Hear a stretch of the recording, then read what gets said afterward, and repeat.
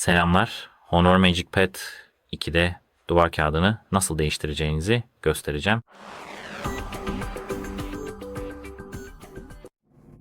İlk olarak ana ekranınızda bu şekilde iki parmağınızda uzaklaştırma hareketi yapın ve ardından duvar kağıdı stile dokunun.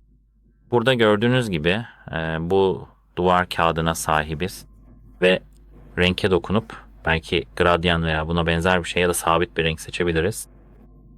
Burada görsele göre seçeneğine dokunup galerimizden bir görsel seçebilir ya da resmi web sitesinden seçebiliriz. Resmi Honor dağıtım sitesinden istersek duvar kağıdının bulanık olup olmayacağını seçebiliyoruz.